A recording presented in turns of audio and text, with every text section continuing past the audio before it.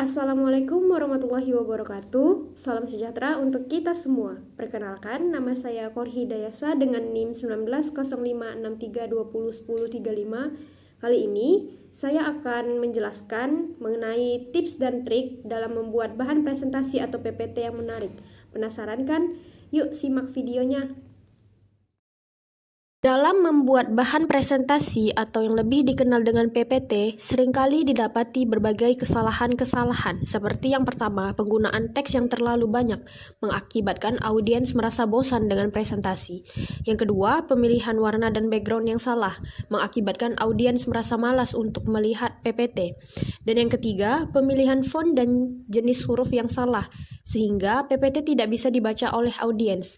Hal-hal tersebut berujung pada presentasi yang kita tampilkan tidak optimal karena audiens merasa bosan dan malas untuk mendengarkan ataupun membaca PPT kita. Untuk mengatasi berbagai kesalahan-kesalahan dalam membuat bahan presentasi, berikut ini saya akan paparkan tips dan trik mengenai bagaimana membuat bahan tayang atau PPT yang menarik. Yang pertama, hindari mencantumkan terlalu banyak teks.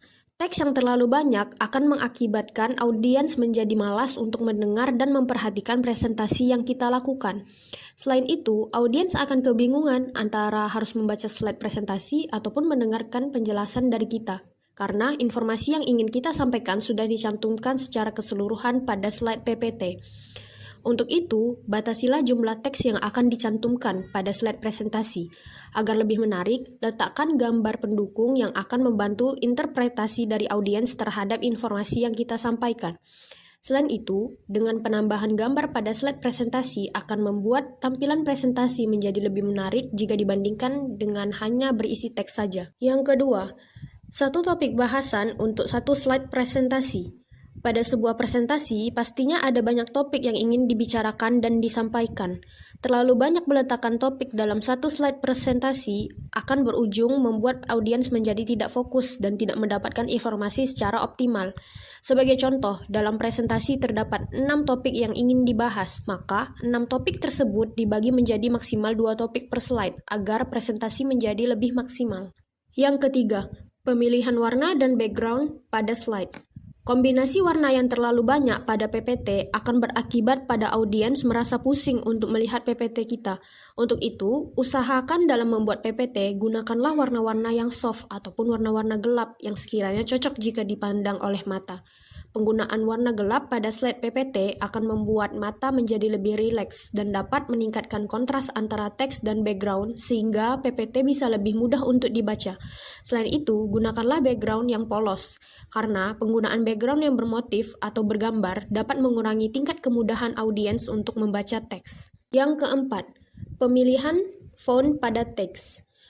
Pemilihan font sangatlah penting karena sebagai salah satu penentu tingkat kemudahan audiens untuk membaca teks dalam PPT.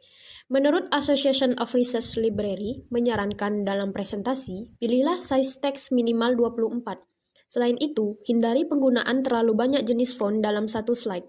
Gunakanlah satu jenis font serta pilih yang paling nyaman untuk dibaca oleh audiens seperti Times New Roman, Arial, dan lain sebagainya. Dan yang terakhir, perhatikan ejaan dan tata bahasa.